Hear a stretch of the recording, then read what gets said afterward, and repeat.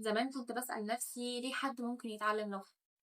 دلوقتي تعلم اللغات في العموم يعتبر من المهارات المكتسبة اللي احنا مش بنتولد ليها، ولكن ممكن عادي نتعلمها. وكل ما نستخدم اللغة دي أكتر زادت قيمتها أكتر، لأن هي مهارة مستمرة ومطلوبة في كل الأوقات. حاليا لو أنت عندك لغة إضافية غير اللغة الإنجليزية، ده يعتبر ميزة كبيرة جدا ليك، لأن هي تفتح لك فرص كتيرة جدا، خصوصا مع حجم الاستثمارات الحالي. يعني من الآخر اللغة تعتبر مهارة ليها سوق كبير ومطلوبة في كل الأوقات. ده غير إن الدراسات أثبتت إن تعلم لغة جديدة بيقوي الذاكرة وبينشط الدماغ وبيأخر أعراض الشائع. 안녕하세요. 진심이라고요. قبل ما نتعلم لغة لازم نسأل نفسنا سؤال واحد بس: ليه أنا عاوز أتعلم اللغة دي؟ في الحقيقة إن إجابة السؤال ده مهمة جدا، لأن هي اللي بتخلي عندنا الهدف، إما إن إحنا نبدأ نتعلم، أو هدف أكبر بيخلينا نفضل مستمرين عشان خاطر نوصل. الحقيقة إن أهداف تعلم اللغات كتيرة جدا، فممكن مثلا حد يتعلم اللغة لأنه بس بيحبها أو عنده فضول اتجاهها، ده يعتبر سبب كافي إن إحنا نبدأ إن إحنا نتعلم. أنا لما بدأت أتعلم كوري كنت عشان خاطر بحب الثقافة الكورية، اتعلمت اللغة لحبي للثقافة. ولما قررت إن أنا أتعلم الياباني والأسباني قررت إن أنا عندي فضول اتجاههم. دي تعتبر أهداف. كده كده في خلال رحلة التعلم ممكن الأهداف عادي تتغير معاك، والأهداف تاني أكبر هي اللي خلتني أستمر إن أنا أكمل. فالمطلوب منك دلوقتي إنك تحدد الهدف، تختار اللغة، وتبدأ.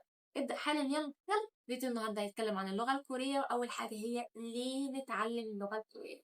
كوريا حاليا من أكبر اقتصادات العالم، تعتبر عملاق تكنولوجي وصناعي ضخم جدا. وإنك تتعلم اللغة دي تفتح لك أبواب كتيرة جدا، سواء أنت تشتغل في الشركات الكورية زي سامسونج، ال جي، هيونداي وغيرها، أو لو أنت مثلا حابب إنك تكمل دراسة وتاخد منحة تبع الحكومة الكورية زي مثلا منحة الGTS، خصوصا إن كوريا بتهتم بالجانب التعليمي وعندها جامعات من أقوى الجامعات على مستوى العالم. أو حتى لو أضعف الإيمان أنت تسمع مسلسلات كوري وحابب إنك تسمعها من غير ترجمة، فده برضه هيفيدك. أو إنك تشتغل في مجال الترجمة نفسه، سواء بقى ترجمة فورية أو ترجمة طبية أو الترجمة من العربي للكوري أو العكس، وخصوصا إن بقى عليه طلب كبير جدا.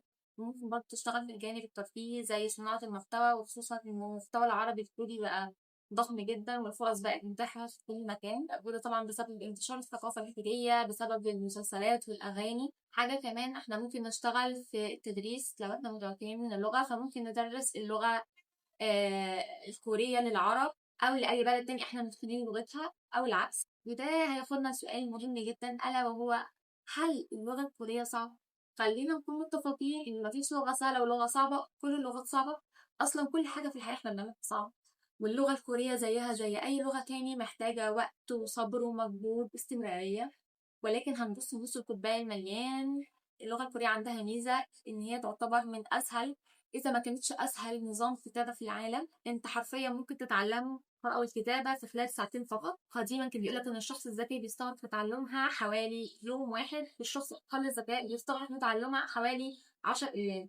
يعني أنت لو ما عندكش وقت فهتاخد منك عشان تعرف تتعلم القراءة والكتابة 10 أيام، مش أكتر من كده. وده أصلا لأن اللغة الكورية اتعملت عشان خاطر تنهي على الأمية في الشعب الكوري، إنهم زمان كانوا بيستخدموا الرموز الصينية وكانت صعبة عليهم، فكان الشعب ما بيعرف، عامة الشعب ما بيعرفوش القراءة والكتابة. سؤال كمان: هل ممكن أتعلم اللغة الكورية في 3 شهور؟ لا، لا، ما ينفعش تتعلم اللغة الكورية في 3 شهور.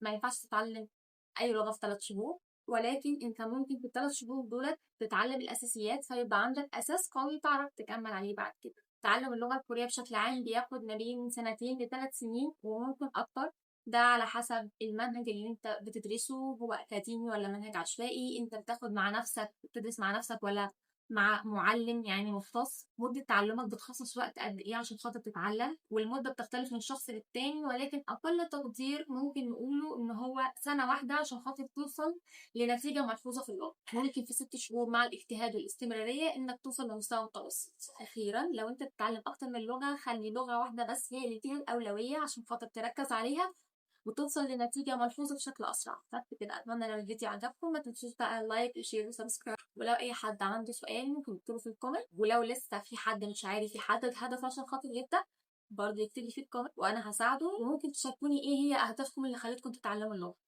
بس كده. 안녕.